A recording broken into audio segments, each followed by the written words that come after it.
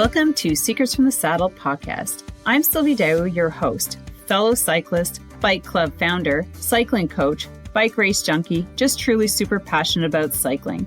My journey with cycling started 20 years ago when I opened a spin studio, started a women's race team, and founded a women's only cycling club called Cycle Fit Chicks. I'm super thrilled to reveal all aspects that make the world of cycling operate.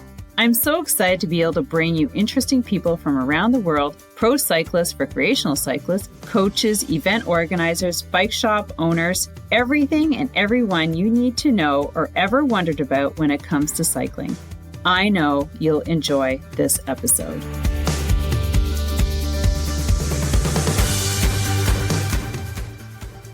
Have you recently got into cycling and wondering, what should I eat while I'm out for a ride to sustain energy? Or are you a seasoned cyclist and would love to get away from all the sugary snacks that are on the market? Well, I have you covered. I've been looking for better whole food alternatives for cycling snacks to bring with me on short and long rides. I've been researching and trying different recipes, especially for the best, yummiest, and easiest snacks you can create at home. Download my first edition of Cycling Snacks today at www.askcoachsylvie.ca. Tested and kid approved. Now enjoy the episode. All right, friends, welcome back to another episode of Secrets from the Saddle, All Things Cycling Podcast. And I was thinking about doing this before I participated in the Gravel Cup event, but I didn't get to, so I'm doing it now after the fact and after the whole experience.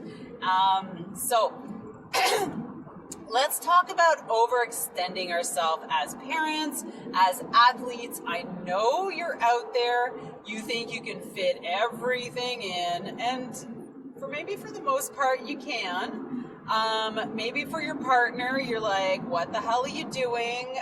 This is too tight of a timeline. You're not going to get it all in.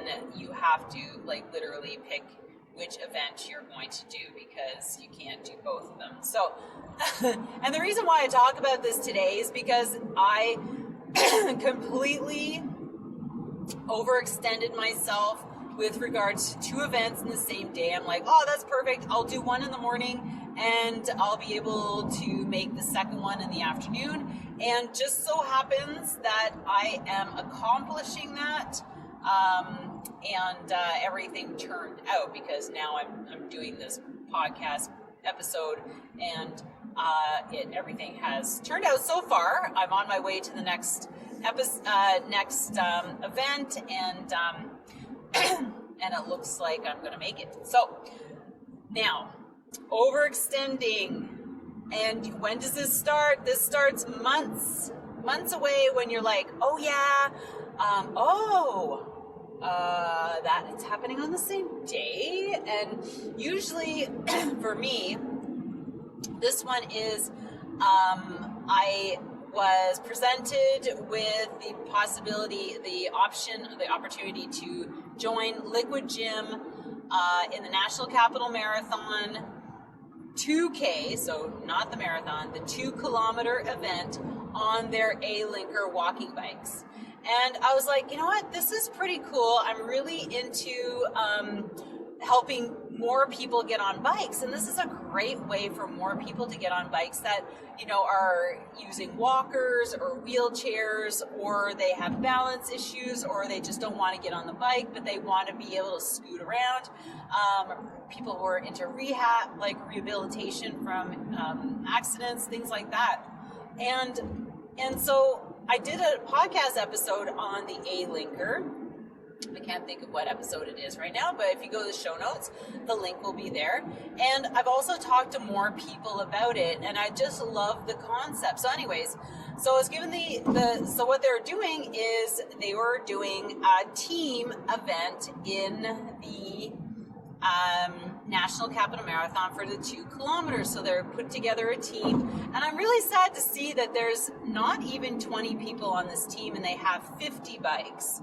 I should have really helped promote that more. Like, there needs to be a whole fleet of people out there. So when I was offered this, I was like, you know what, this would be really cool if maybe my daughter did this with me, or my son. You have to be a certain height to be able to get on their small bikes. So you have to be like roughly around 5 feet. And my daughter is, what's this guy doing? My daughter is about that height, and so she can get on the small bike. And so I presented it to her. I brought the bikes home. I said, would you like to do this with me, baby, sweetie? And she's like, yeah. So I brought the bikes home for her and I, small and medium. And then we started practicing, and I know I put these on social media. She's so cool about it, and she's, talking it up with her friends. And anyways, so that event is today. It's this afternoon. We're meeting the team at 2. The event starts at 3. And before this, I committed to this local gravel cup series. And it is on the same day.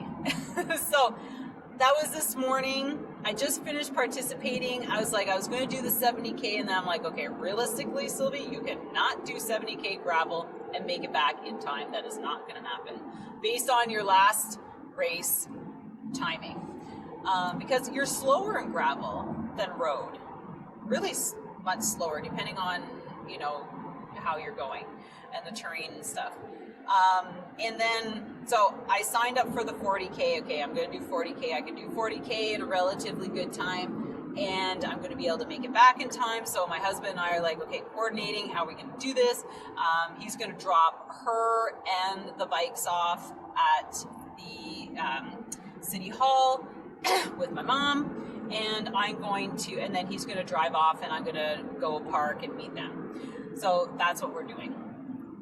And in the process before, I was like, okay, I go to this event. I'm like, man, I have to really rip up this course because I cannot take my time. So I'm like, man, the riding time they said was around 2 hours. I'm like, okay, 2 hours. So what if it takes me more? Maybe it takes me 2.5 hours.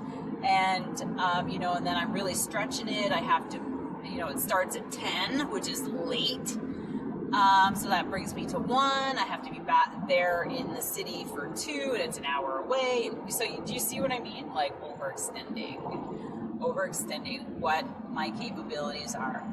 However, so when I went out knowing this, and the fortunate thing, our race started a little bit earlier, like maybe about 10 minutes, and which was good.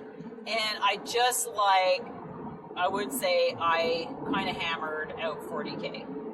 And the lucky thing, and I'm glad that this happened, so of course, also competitive, I'm like looking around, okay, how many chicks are on the start line? Okay, don't tell me you don't do it. Everybody does it. There is competitiveness in all of us. I don't care what you say.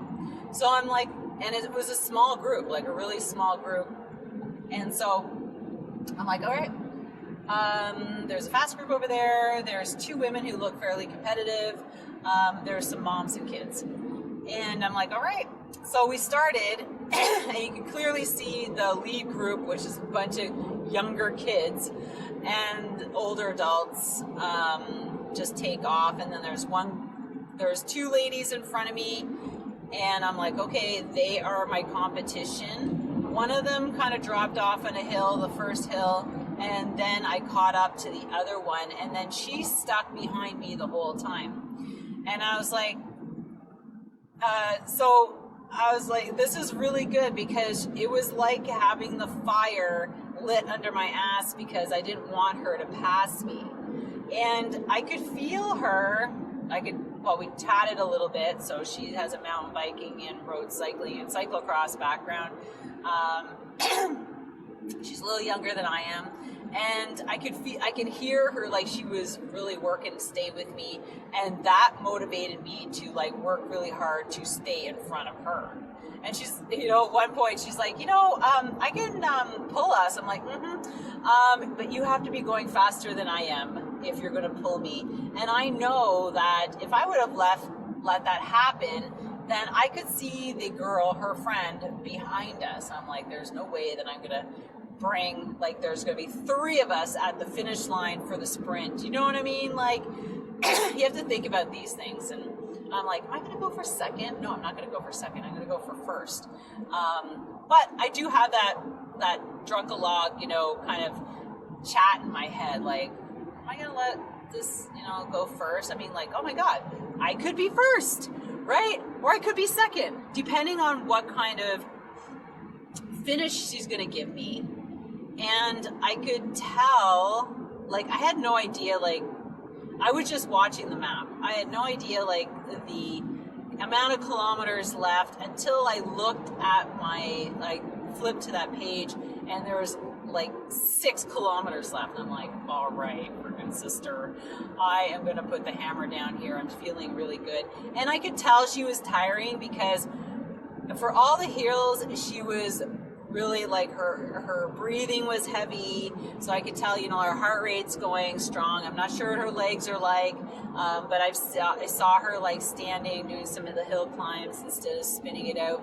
So you can kind of maybe read your competitors a little bit.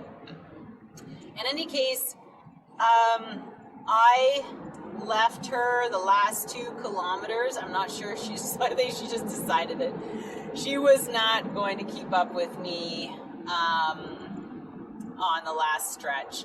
And it basically said to the finish. So I was like, whoa! I was like a horse to the stable, and and I was off. But like the last part for me, it was just like, it was harder than the rest. And in any case, I finished ahead of her, and then her and her friend actually caught up with her. So she'd been time trialing her whole way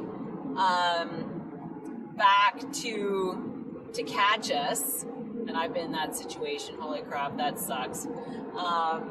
And she caught us, so we were literally all 3 of us at the finish line, and we're like, perfect, we can do podiums right away. And it took me under 2 hours. So I was just looking at my stats. You can follow me on Strava. Average speed was 24.9, which is pretty good for gravel. Like, I was hammering. And this was a new bike, my Montu bike. People, a couple people came up to me and said, hey, I've seen these around, I haven't seen them in action. And I'm like, it is a cheaper bike relative to the rest. Maybe the components are cheaper, I don't know, but I had a fabulous freaking ride on it. There are certain things that I need to change for my own personal setup, and I'm getting used to the gearing, right? 1 chain ring in the front. I've never had that. I've usually had 2 or 3. And so, anyways. So, great bike, first place bike, handled well. I actually, so like I said, there was a couple things that needed to change on it for me. And so I came first. Yay! And so we finished before 12 o'clock. I needed to leave minimum 1 o'clock to make it for 2. I'm on the road now. Yes, I'm chatting you from the road. And I was just really happy that I didn't have to stress. It was totally worth putting that out there. Like, my legs feel good. Weird. My legs feel good. And so anyways, I'm on to meet my daughter, talk to my husband, sent him the first place podium picture, and yeah, I am gonna make it. So far so good. I've got 30 minutes to roll in to find parking. That's going to be probably the most challenging part, is finding parking, and meet up with her so we can participate together and have a really good mom and daughter moment. So with that, overextending ourselves. Sometimes, in this case, I was able to pull it together, but honestly, I don't do stuff like that very often.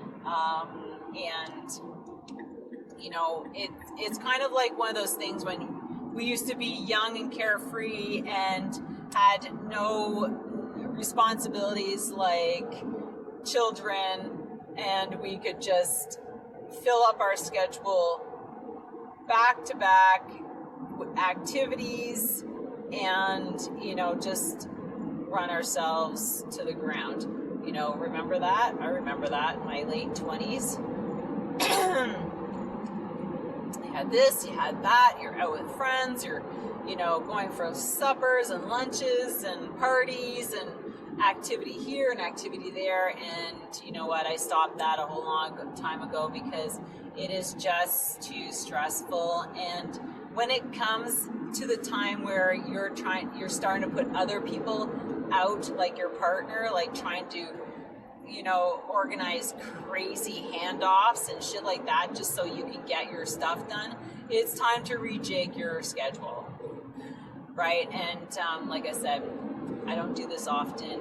I will pick and choose which is the more important, and usually it's family, and I'll organize something else around that later on, the next day, whatever. It's not that important, right? Nothing is that important when it comes to spending time with your kids. Or your partner. Let's forget the kids. Let's talk about partners as well. So with that, I hope that gave you a little insight, a little funny story. But overextending ourselves is not that good. We're not that important, over family as well. So with that, have an amazing weekend. And I'm so proud of myself. I have not been on, I have to talk about myself for a second, but I have not been on a podium in a very long time. So I have podiumed in some of my figure and bikini quite often, actually, and also in previous races, like 10 years ago. I retired in 2013, so it's almost been 10 years. And I used to podium quite a bit, but that was road, that was crits, that was time trials. And now with gravel, this really gives me a good feeling, because one of the races that I'm really going for is Hurton and Halliburton. I did that for the first time last year, and I came in 5th, 6th, and I need to pull out 1 extra to 2 extra laps on that course. So I need to work on speed and cadence. And granted, I'll have I will have more knowledge because I've been on the course before. I will have a actual gravel bike, which I didn't have before. So I'll have a lot of extra things that I didn't have before. And so hopefully that will make the difference that I need. And really hammer it out. Yeah, I can stay with the top girls, and that makes a huge difference. But it's 8 hours of racing. So with that, love you guys. Have an amazing day. Please share this with someone who you might think will find this amusing, maybe, or maybe you've got that friend who overextends herself all the time, and you're like, listen, chickie, we need to make some changes. But anyways, follow us on Instagram, follow me, and also, what was I going to say? Don't forget to sign up for our cycling newsletter. It'll give you links to the previous episodes from that week, and also I'll be adding some cycling tips on fitness, health, nutrition, all the above, and which all go together. See you later. Bye, guys. Thank you so much for spending this time with me on the Secrets from the Saddle podcast, learning more about sighting people, places, and things that make cycling such an exciting sport. I am so glad you stopped by today. Please leave me a review if you feel so moved to do so. I would love to hear your feedback. And if you could take 1 second to share this episode with someone you think would enjoy it, I would be forever grateful. Also, if you could please leave me a review if you feel so moved by going to iTunes and leaving me an honest thought and an honest comment, telling me what you think, and most importantly, tell me what you'd like to hear more of. It would really help me to bring more great, inspiring cycling stories to you. Until then, have an amazing day, make sure you ride your bike, and don't forget to visit my YouTube channel if you'd like to see the full version of this podcast live.